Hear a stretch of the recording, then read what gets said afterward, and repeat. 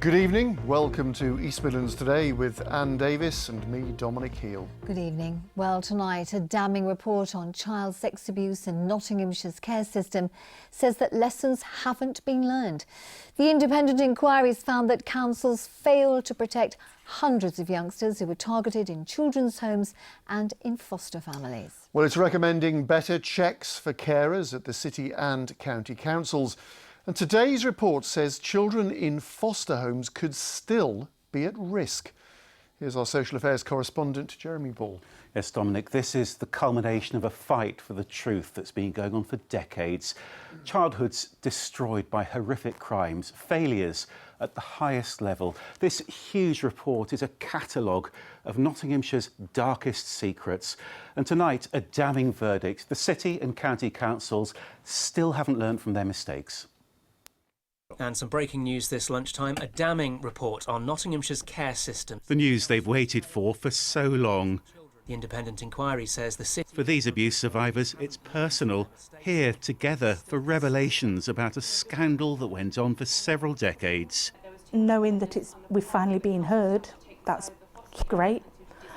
They humiliated us. They took away our dignity. They took away our pride. They took away our self-esteem. They took away our trust and our hopes. I'm astonished to find out that people who was put in a position of trust abused that trust and were being paid for it. This is just the beginning. It's going to take a long time for that dark cloud to be lifted. The independent inquiry, chaired by Professor Alexis Jay, spent a month looking at Nottinghamshire's care system. Today's report says there are likely to be many more victims than the 350 who gave evidence. Many were sent here to the notorious Beechwood Children's Home. The inquiry found the culture there allowed abusers to thrive, and there was abuse in a dozen other residential units. I've been in the inquiry now since March 2015. I think this was probably, in terms of scale, the most shocking that we've seen.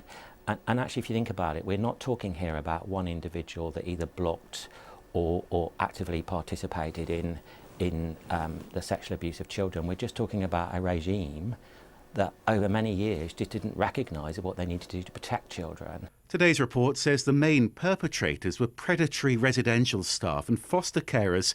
Children abused other children too. The inquiry found victims weren't believed despite appalling physical and sexual abuse.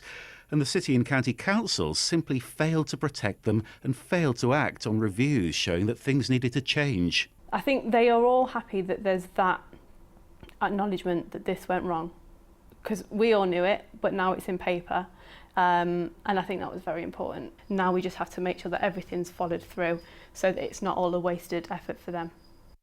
A few of the abusers have been jailed. Andres Logans targeted youngsters he was supposed to be caring for at Beechwood, and Patrick Gallagher was a foster father who abused a string of children.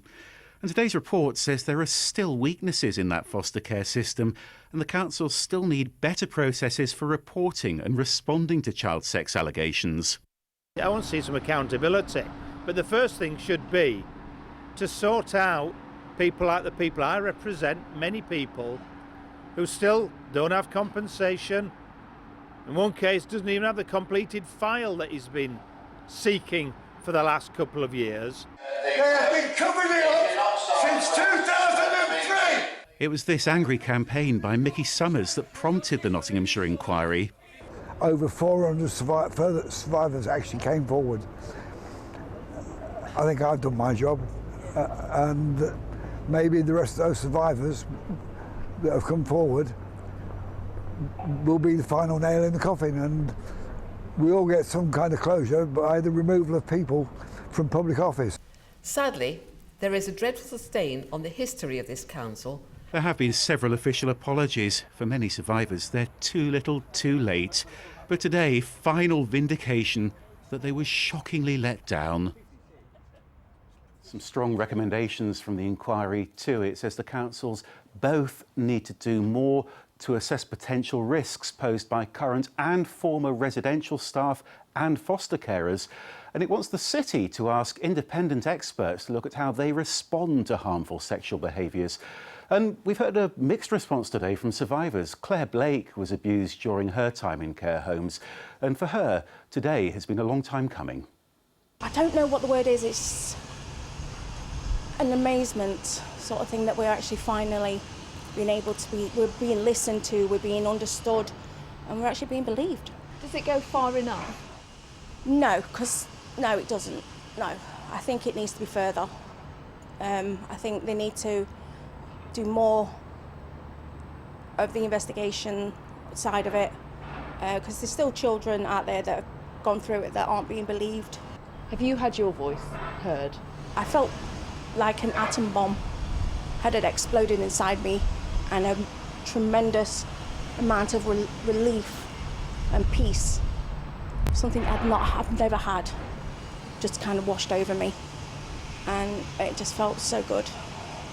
So can you now move forward? Yes, I'm finally looking forward to closing them chapters of my life and moving forward with the next chapter of knowing that I never asked for any of it. It wasn't my fault. I was technically a victim, but I'm a survivor. Powerful words there from Claire Blake, and we've had some strong responses today too. Nottinghamshire County Council accepts that it didn't learn from its mistakes, that it failed in its legal duty to protect children in care from sexual abuse, and that it didn't assess allegations effectively or rigorously. There are a number of things that we need to improve on. We've identified, and the report recognises, that there's been improvements within our services, including services like fostering. But there are also some weaknesses that they've identified that we need to understand better, and we'll improve on those too. And today's report says those survivors still aren't getting enough support in counselling. It's also criticised the police response. Tonight, the force says it's learnt lessons. And the former City Council leader, John Collins, gets a mention too for saying that he would apologise when there was something to apologise for. Today's report says that was crass and caused avoidable upset.